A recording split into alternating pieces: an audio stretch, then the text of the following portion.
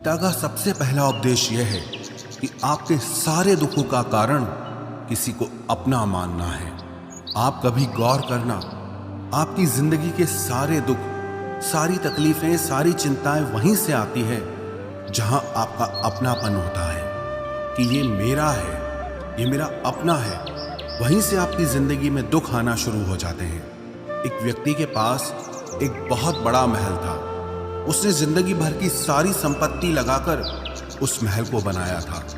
आसपास के शहरों के कई लोग उसके महल को देखने आते थे। कई बड़े बड़े सेठ उसके महल को खरीदने की कोशिश करते थे, पर वो महल उसका अहंकार था, उसकी जीने की वजह था। उसका उस महल में बहुत मोह था। एक दिन उसके महल में आग लग गई और वो कहीं बाजार गया हुआ था। जब वो घर लौट कर आया तो उसने देखा कि मेरा महल आग में जल रहा है। अपने घर को आग में जलता हुआ देखकर उसे इतना दुख हुआ।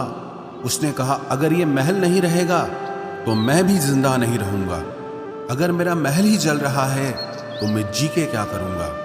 वो भी उसी आग में छलांग लगाने की कोशिश करने लगा तो किसी ने उसे रोक लिया कि भाई, ये जो तुम्हारा महल है, इस महल का सौदा कल तुम्हारे बेटे ने किसी के साथ कर लिया है।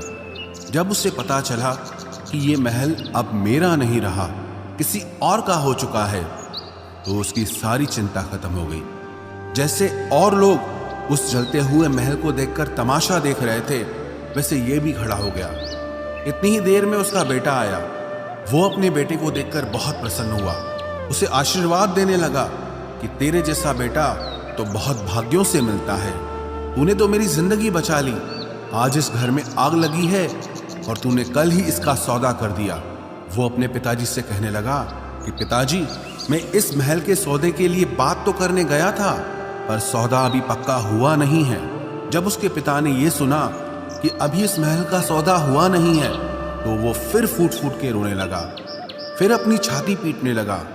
महल वही है, इंसान वही है, लेकिन जब महल मेरा है तब वो दुख भी देता है, खुशी भी देता है। लेकिन जब वो मेरा नहीं है, उससे मेरा कोई रिश्ता नहीं है, तो सारे दुख ही खत्म हो जाते हैं।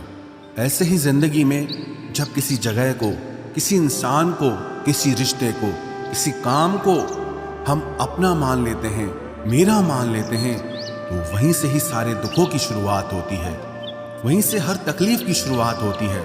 तो श्रीमद् भगवद गीता का पहला उपदेश यही है कि आप जैसे ही किसी को अपनी जिंदगी जीने की वजह मान लेते हो कि इसके बिना तो मैं जी ही नहीं सकता, तो वो चीज, वो इंसान, वो काम आपको बहुत दुख देता है।